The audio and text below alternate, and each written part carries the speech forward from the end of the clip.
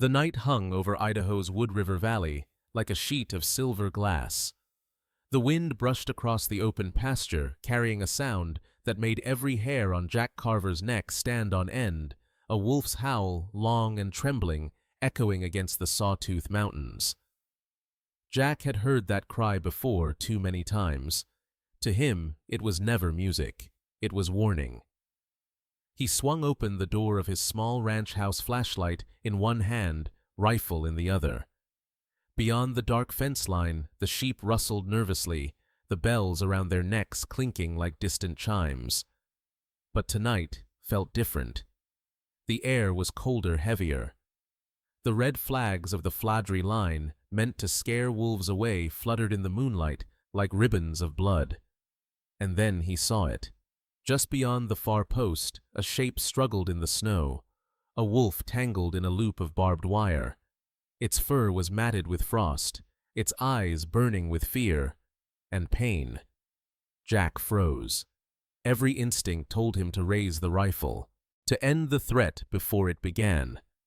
But something in that stare, that wild, desperate stare, held him still. For years he had cursed the wolves for stealing his peace. Yet now the creature before him looked nothing like the monster he'd imagined. It looked alive, fragile, trapped by the same fear that had bound him all his life. He lowered the gun. Slowly. The wolf's chest heaved, the chain cut deeper into its leg. Jack's heart pounded. The world shrank to the sound of its breathing, ragged fast, human almost. "What are you doing out here, boy?" he whispered. The question was more to himself than to the animal. In the distance, thunder rolled. Snow began to fall in tiny spirals, coating the red flags in white. He took a hesitant step forward. Another, then stopped. He didn't know what to do, call for help, walk away, end its pain. But deep down he knew one thing: if he walked away tonight, he'd never forgive himself. He turned back toward the house, toward the phone, toward a decision that would change everything. When dawn finally broke over Sun Valley, the mountains looked carved from glass, sharp blue and cold. Inside a modest farmhouse at the edge of the valley, Jack Carver poured black coffee into a chipped mug, staring out across the white fields. He was 52 years old, weathered by Idaho's winters and years of chasing lost sheep through endless pasture. His hands were cracked like dry bark, his eyes the color of riverstone. Jack had grown up on this land. His father and grandfather had grazed sheep here long before wolves returned. Back then, every boy in town learned the same lesson. A wolf in the hills means loss. He still remembered the night 15 years ago when he'd found his first dead ewe, the carcass torn the snow-stained crimson. He'd sworn that night he'd never forgive the species that did it. But time changes more than fences and seasons. When the Wood River Wolf Project began its outreach, many ranchers slammed their doors. Jack nearly did too. He was tired of scientists telling him how to live, tired of outsiders with clipboards explaining coexistence. Then, one summer evening, a woman in dusty boots showed up at his gate. Maya Ortiz, field coordinator for the project, young, calm-spoken, with the quiet confidence of someone who'd spent her life in wild places. She didn't start with data or arguments. She started with a question. "What would make your nights easier?" "Mr. Carver." Jack had laughed. "A fence that keeps ghosts out."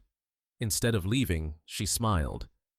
"Then, let's build one that works for both sides." Over the next weeks, she brought a small team, biologists, volunteers, even a couple of neighboring ranchers. They stretched fladry lines across his pasture, long red ribbons that fluttered in the wind, confusing wolves and keeping them away from sheep without harm. They introduced guardian dogs, massive white Great Pyrenees, trained to patrol at night. They helped install motion-triggered lights and a radio system that broadcasted voices whenever a wolf approached. For Jack, it felt strange, like sharing his land with invisible partners. The first nights he barely slept waiting for the howl. but the sheep stayed safe. Soon, something unexpected happened. He started talking with Maya about more than wolves. She told him about the science that most livestock deaths blamed on wolves were actually caused by illness or weather. Less than 1% came from predation. He didn't believe it at first. But every new dawn brought unscathed flocks, and every week the data spoke louder than his doubts. Through her, Jack learned about the idea of non-lethal coexistence, not just fences and ribbons, but respect.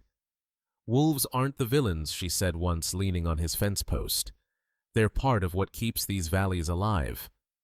Elk, deer, coyotes, they all balance because wolves are here. Jack had grunted something about balance not paying the bills, but the seed was planted. That winter, his ranch became part of a pilot zone, monitored fields, camera traps, and regular reports to the project's database. He hated paperwork, but secretly liked the sense of purpose. For the first time, he felt involved in something larger than his fences. And yet, the fear never fully left. Every howl in the distance still tightened his chest. Every missing lamb still made his heart race before reason caught up. The valley itself reflected that tension, a fragile peace between humans and wilderness. In Sun Valley, ski lodges glittered under mountain peaks, while ranches like Jack's clung to tradition. The wolves roamed those ridges unseen, but always present, their prints appearing on snow like signatures of a hidden pact. On clear mornings, Jack often drove the fence line at sunrise. From the hill above his pasture, the Wood River shimmered through fog, winding between pine forests and open fields. Sometimes in the distance he saw shapes moving along the tree line, maybe deer, maybe wolves. He never looked too long. Still, part of him wondered, what if they're not the enemy anymore? The locals whispered that wolves were getting too close, that one day tragedy would strike again. But for now, the valley was quiet, held together by faith-red ribbons and a fragile promise that coexistence could work. He didn't know that the same promise would soon be tested. Because deep in the forest, a trap was waiting, one that would bring Jack face to face with everything he feared. The storm rolled in without warning. By dusk, the valley sky had turned the color of gunmetal. Wind tore through the cottonwoods, and the smell of snow filled the air. Jack Carver had spent the afternoon repairing a broken fence line near the creek, grumbling about the forecast. He didn't notice the strange silence until the dogs began to bark. Deep, frantic barks, not the kind that chase coyotes, but the kind that signals something's wrong. He grabbed his flashlight and stepped into the gale. The beam sliced through flurries of snow, catching on the glint of metal-twisted wire along the northern fence. Then he heard it, a low, guttural sound that wasn't quite a growl, more like pain struggling to breathe. He raised the light. There it was. A gray wolf, larger than any dog he'd ever seen, lay half buried in snow. One hind leg caught in a loop of steel cable, not his own trap, but an illegal snare set by someone else. The animal kicked weakly, teeth, bared eyes wild. Jack's pulse thundered. His fingers tightened on the rifle slung over his shoulder. Every memory of shredded sheep and angry town meetings came flooding back. He should end it now. That's what the old Jack would have done. But then the light caught the animal's flank, the fur wet and dark where blood had frozen. The sight hit him like a stone. This wasn't a predator hunting. It was a creature caught in cruelty. He lowered the gun. Slowly he spoke, as if the sound of a calm voice could soften the air. "Easy. I'm not here to hurt you." The wolf's ears twitched, but it didn't snarl. It just breathed shallow and fast. Jack stepped closer, boots sinking into snow. The closer he got, the smaller the wolf seemed, not a monster, but a living thing terrified by something man had made. He pulled out his phone, hands shaking, and dialed Maya Ortiz. Her voice came through the static. "Jack. What's wrong? I've got one. Caught in wire. Looks bad. Don't touch it. Stay back and keep the dogs away. I'll call Fish and Game and head your way." He hesitated, eyes on the blood darkening the snow. "It's freezing out here, Maya. He won't last." "Then keep your distance and talk to it. Let it know you're there." He almost laughed. Talk to it. It sounded ridiculous, but he tried. "Hang in there, buddy. Help's coming." Minutes crawled by like hours. The wind howled across the valley. Snow swirled around the two of them, man and beast, frozen in an unspoken truce. When Maya's truck headlights finally cut through the storm relief washed over him, two wardens followed her, carrying tranquilizer gear and thick gloves. "Good call," one said, crouching by the animal. "This one's lucky you found it. These illegal snares can slice tendons clean through." Jack turned away as they sedated the wolf. He didn't want to see the needle. He just kept watching its chest rise and fall slower, calmer, until it slept. Under the floodlights, they freed the leg, mangled but not broken. Maya wrapped it gently with gauze and spoke softly to the unconscious animal. "We'll take him to the field center. He might pull through." Jack nodded, still silent. The rifle hung useless at his side, heavy with shame, and something he couldn't yet name. As they loaded the wolf into the truck, the moon broke through the clouds. For a moment, the silver light touched its fur, and the valley seemed to hold its breath. Jack reached out and brushed the snow from the fladry line. The red flags shivered in the wind. "You ever think," he murmured to Maya, "maybe they're not our problem. Maybe we're theirs?" She gave him a tired smile. "You're starting to sound like one of us." He didn't answer. He just watched the taillights fade into the distance, carrying the sleeping wolf toward the unknown. That night, the valley fell silent again. But for Jack, the sound of that breathing, faint and fragile, echoed long after the trucks were gone. He stood there until the snow covered the last trace of blood. And for the first time in years, he felt something like hope. He didn't know it yet, but that single act of mercy would open a door to a world he'd spent his life fearing. The Wood River Field Center sat at the edge of the forest, a cluster of weather-worn cabins and metal sheds. Inside one of them, the rescued wolf lay sedated on a steel table. Fluorescent lights hummed overhead. The smell of antiseptic filled the air. Maya Ortiz stood beside the veterinarians reading off vitals. Jack Carver watched from the doorway, his hat clutched in both hands like a guilty man waiting for judgment. He'd never been inside a rescue facility before. The hum of machines, the quiet efficiency, it all felt foreign. He'd spent 50 years tending sheep, patching fences, counting losses. He'd never seen anyone fight this hard for the life of a predator. "Pulse steady," said the vet, tightening the bandage. "Deep tissue damage, but no break." Jack exhaled. He hadn't realized he was holding his breath. They called the wolf shadow after the valley where it was found. It seemed fitting, a creature caught between light and dark. For the next few days, Jack couldn't stay away. He told himself he was just checking on the project's progress, but Maya saw through it. "You could have walked away," she said one morning, handing him coffee. "Most people would have." "Maybe I'm not most people anymore," he answered quietly. Through the observation glass, Shadow slept, leg wrapped in gauze, chest rising slow and steady. When it stirred, its eyes opened, golden, wary, ancient. Jack felt that same shiver he'd felt in the snow, only softer now, threaded with awe. Every visit chipped away a little more of the fear that had built up over years. Maya taught him how to read wolf behavior, the way ears shift with mood, how a tail's movement can mean calm instead of threat. He listened like a student, surprised by how much he didn't know. Wolves weren't bloodthirsty killers. They were family animals, loyal, territorial, intelligent. They hunted to eat, not to destroy. Maya showed him camera footage from the surrounding mountains, wolves traveling single file through snow, noses low, pups nipping playfully at elders. The scenes looked nothing like the nightmares he'd carried. "They're not out to get us, Jack," she said. "They're just trying to live same as we are." That line stayed with him. Weeks passed. Shadow healed fast. The fur around his wound began to grow back silver, the muscle tightening with strength.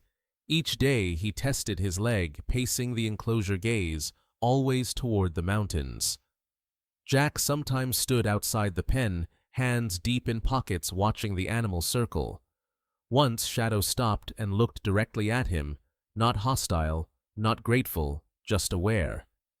Two beings who shared a valley, a sky, and now a story. One afternoon, a group of students visited the center. Jack helped Maya demonstrate the project's non-lethal tools: fladry lines that flapped in the wind like banners of peace, guardian dogs calm and alert beside the sheep, acoustic devices that used sound to divert curious wolves.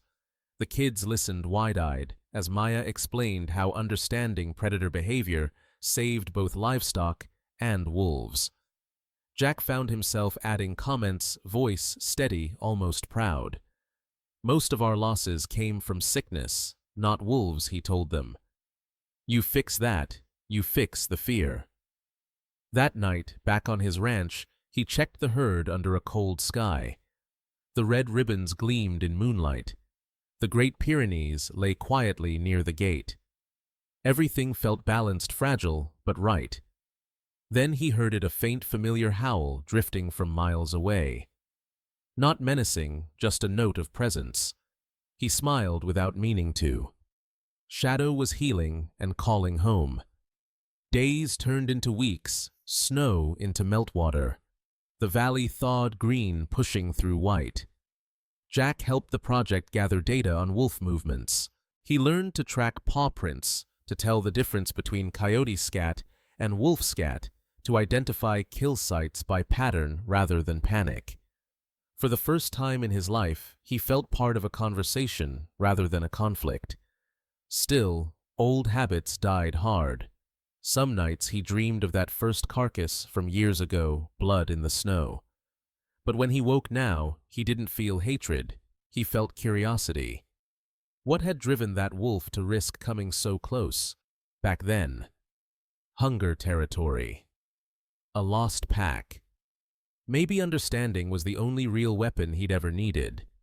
At the center, Shadow had grown strong enough to walk the full enclosure. The limp was gone. When the caretakers opened the gate to clean, he didn't lunge.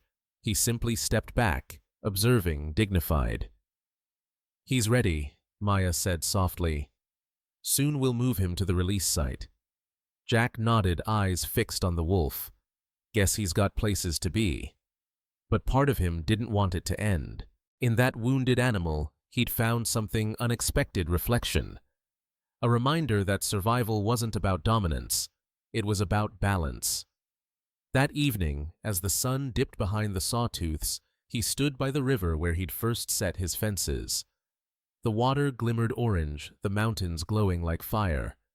He thought of Shadow out there pacing under the same sky, waiting for freedom. "You'll make it," he whispered into the wind. "We both will." Spring in the wood. River Valley was never gentle. When the snowmelt came, it came like a flood, turning quiet streams into roaring torrents and washing away everything that wasn't anchored deep. For weeks, the weather reports warned of heavy rain. Jack Carver, now a cautious believer in forecasts, reinforced his fences and checked every fladry line. The guardian dogs, Bear and Luna, stayed close, restless, sensing something in the air. By late afternoon, the clouds rolled down from the sawtooths, black and swollen. Thunder rattled the windows of the ranch house. Maya Ortiz radioed in from town. "Jack, the upper ridges are flooding. The packs will move lower to stay dry. Keep your herd close to the barn tonight." "Already on it," he said, tying down the last section of fence. The storm hit at dusk. Rain hammered the tin roof. Wind shrieked through the valley. Lightning split the hills in half, illuminating a world that looked wild again. Out in the dark, the sheep bunched together in panic. The fladry lines whipped like torn sails. Then, a sound Jack hadn't heard in months, a chorus of howls rising over the wind. He froze. There were more than one this time.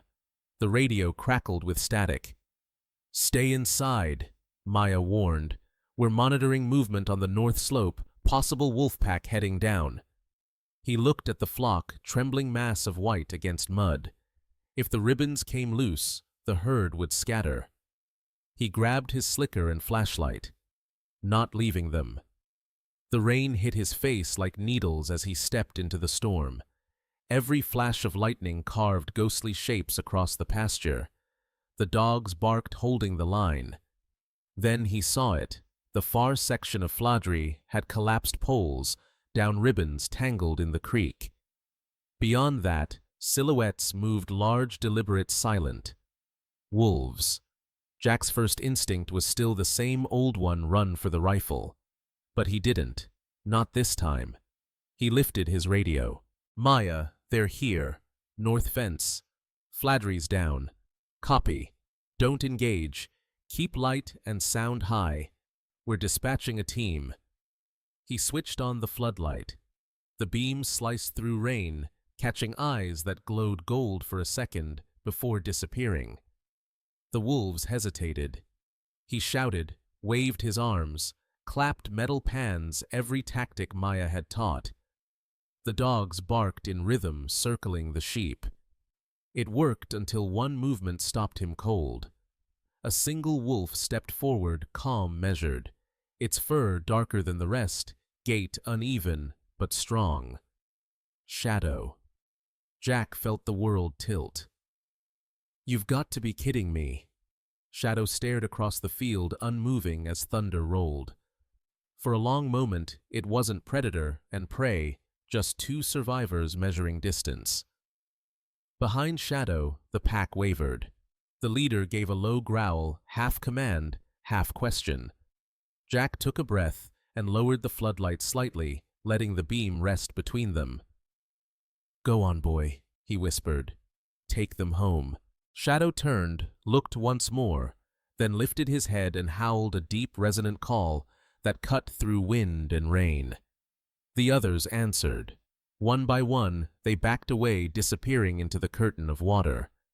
The field fell silent again, except for the pounding rain and the bleating of frightened sheep. Maya's truck arrived minutes later, headlights slicing through the storm. She jumped out, soaked, breathless. "You okay, Jack?" Nodded, still staring into the darkness. He was here. Who? Shadow. She followed his gaze. Nothing but rain and fog. "You sure?" He smiled faintly. "Yeah, I'm sure." They checked the fence. Half the valley's lines had gone down, but the sheep were safe. Not a single loss. By dawn, the storm had passed. The land steamed under weak sunlight. Maya took photos of the flattened ribbons, the paw prints in mud, evidence of the night's silent negotiation. "You realize what happened," she said. "You just proved coexistence works even in a crisis." "No," Jack said quietly. "He proved it." They stood in the wet grass, watching mist curl over the hills. Somewhere far above, a distant howl echoed low, steady, proud. For the first time, Jack didn't hear threat. He heard respect. The storm passed, but the noise didn't. By the next morning, the valley was buzzing with talk radio shows, coffee shops, and online forums, all filled with the same headline: "Local rancher protects wolves during livestock threat." Jack Carver's name spread faster than floodwater. Some called him brave, others called him a fool. At the feed store, men he'd worked alongside for decades stopped talking when he walked in. "Guess you're one of them now," one muttered, not meeting his eyes. Jack just paid for his supplies and left. But the words stayed with him longer than he'd admit. Maya tried to reassure him. "You did the right thing. The data speaks for itself. 0 losses, despite the storm." "Data doesn't fix pride," Jack said quietly. "These folks think I've switched sides." and in some ways he had from fear to faith. But the valley wasn't ready for faith yet. A week later, a regional news crew arrived, cameras and bright smiles, hiding sharper intentions. They interviewed Maya, cutting her answers into sound bites about controversial coexistence programs funded by outsiders. Jack refused to speak on record, but that didn't stop them.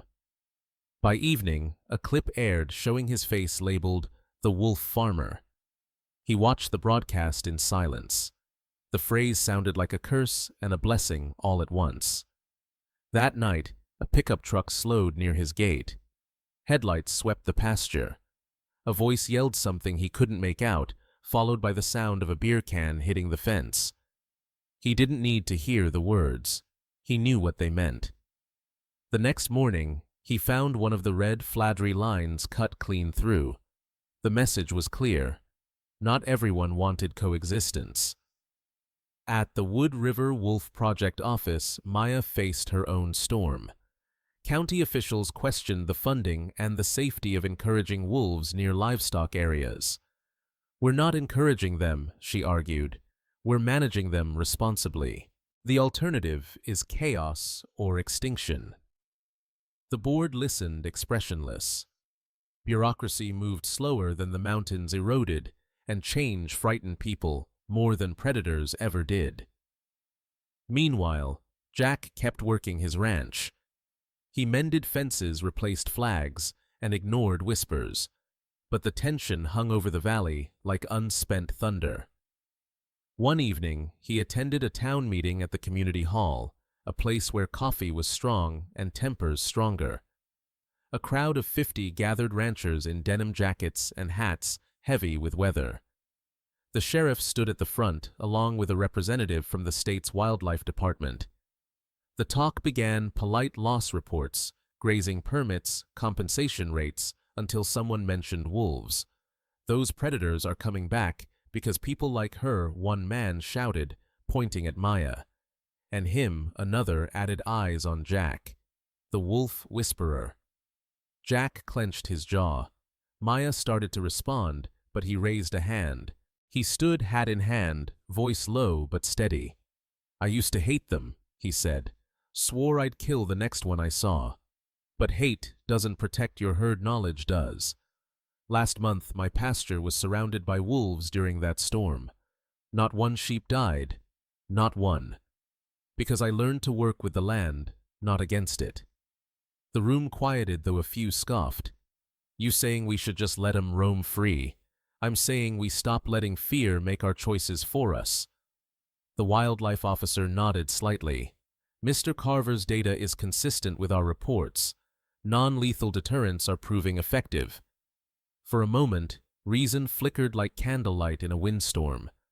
After the meeting, some still glared, but others approached quiet men asking quiet questions. "How much them fladry lines cost? Where'd you get those dogs trained?" Change never came all at once. It came like thaw, slow, reluctant, inevitable. Later that night, Jack sat on his porch. The valley spread below him. The fladry ribbons glimmered faintly under the moon, repaired and strong again. In the distance, a single howl rose, then another farther away. He didn't flinch anymore. He just listened. Maybe he thought this is what peace sounds like, not silence, but understanding. Summer crept into the Wood River Valley quietly. The snow was gone. The pastures were green again, and the mountains looked less like walls and more like doors. At the rescue center, the gates of the final enclosure swung open for the first time in months. Shadow, stronger now, heavier, his coat shining silver under the sun, paced in wide circles, testing every inch of space. Maya read from the clipboard. Vitals normal, behavior stable, weight perfect for release. Jack Carver stood a few steps away, arms folded. He should have felt proud. Instead, there was a weight behind his ribs he couldn't name. He'd visited every week, helped fix fences, hauled feed, even built shade covers. But lately, he'd started lingering at the edge of the pen longer than usual, just watching. You know it's time, Maya said gently. He nodded. Yeah, I just didn't think it'd come this fast. She smiled. It always does. The release site was chosen carefully, a high meadow near the Sawtooth Wilderness, far from ranches and roads. The project team set up early checking tranquilizer doses, cameras, and telemetry tags. When the truck arrived, Shadow lay calm inside the transport crate, breathing evenly. Jack helped unload, though his hands trembled more than he'd admit. You want to do the honors? Maya asked. He looked at the latch at the dark shape beyond the bars. Me. You found him. You saved him. Seems right you're the one to set him free. Jack's throat tightened. He took a long breath of the cold mountain air. Pine resin melting snow, sunlight, the smell of everything wild. He crouched beside the crate. For a moment, neither man nor wolf moved. Then softly he spoke. You're healed now, Shadow. Go on. Show 'em we can live together. He unhooked the latch. The door creaked open. Shadow didn't rush out. He stepped forward slowly, nose lifting to the wind. His eyes caught Jack's for a heartbeat, amber against blue.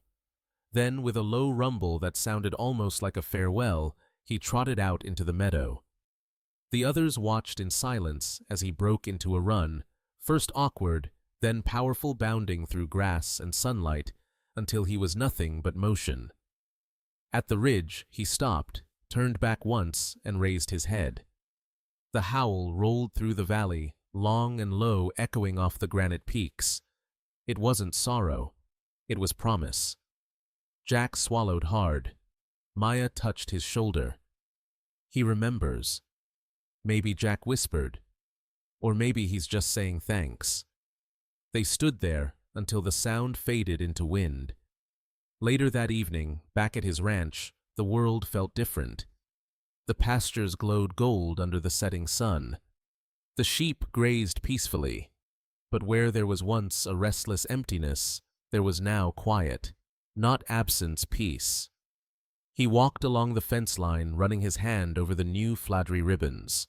For years he'd seen fences as walls. Now they felt more like boundaries of respect, a way to say, this is yours and this is mine, without blood in between. He stopped at the northern corner, the same place where he'd first found the trapped wolf. The snow was long gone, but he could still picture it, the fear, the decision, the moment everything changed. Funny thing, he murmured, saving him might have saved me too.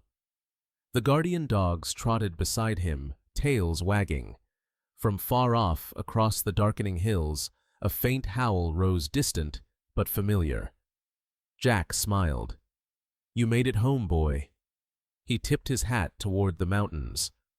For the first time in a lifetime of fences, Jack Carver no longer felt divided from the wild. He was part of its story, not its enemy, not its hero, just a man who finally learned to listen. A year later, the Wood River Valley looked reborn. The grass stood tall again, the river ran clear, and the sound of howling no longer carried fear through the valley, it carried balance. Jack Carver's ranch had changed too.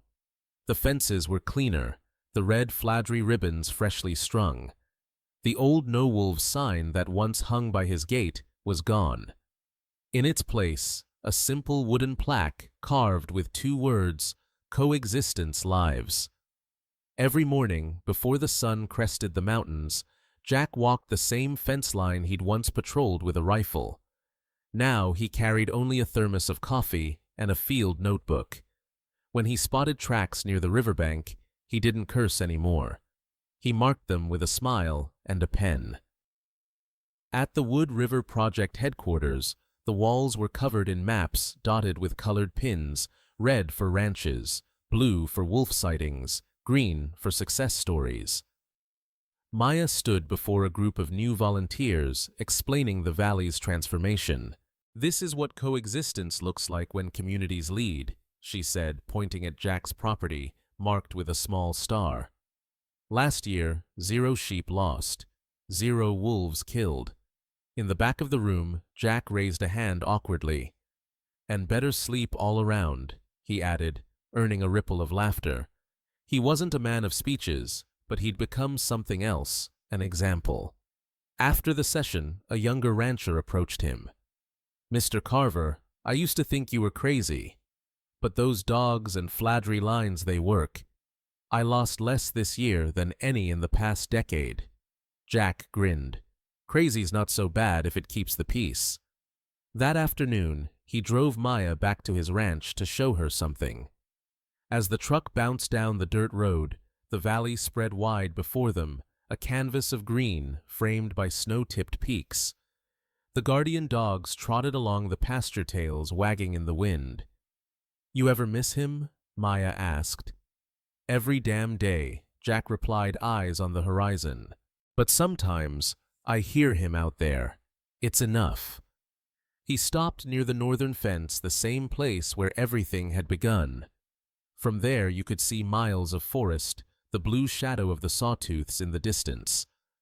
As they stood, the wind shifted, carrying a faint sound through the valley, a low, familiar howl. Maya smiled. "You think that's him?" Jack listened, eyes soft. "I know it is." They stayed silent, the sound echoing and fading like a prayer answered. Months passed. The valley entered another winter, gentler this time. Snow dusted the peaks, and the river froze in patterns that looked like veins of glass. At night, the stars burned bright enough to make the world feel close again. One evening, Jack sat by his fireplace flipping through a worn notebook filled with notes, paw-print sketches, and fladry maintenance logs. Between the pages lay a photo him and Maya standing beside the crate the day Shadow ran free. He turned it over. On the back, in Maya's handwriting, "For the man who chose compassion over fear." He smiled, leaning back in his chair. Outside, the dogs barked once, not alarmed, just alert. Then, from far up the ridge, came a single answering howl. Jack closed his eyes. "Welcome home, old friend," he whispered. The camera would linger on that image, a man and a valley at peace, both changed by one decision made on a winter night long ago. In the end, the story of the Wood River Valley wasn't about wolves or sheep. It was about understanding and what happens when we choose it over fear. Jack Carver never set out to become a symbol. He was just a man trying to protect what was his. But along the way, he learned something simple and powerful, that protecting what's ours doesn't have to mean destroying what's theirs. The wolves didn't vanish. They learned to live within the rhythm of the valley again, and the valley learned to live with them. Through projects like the Wood River Wolf Project, Coexistence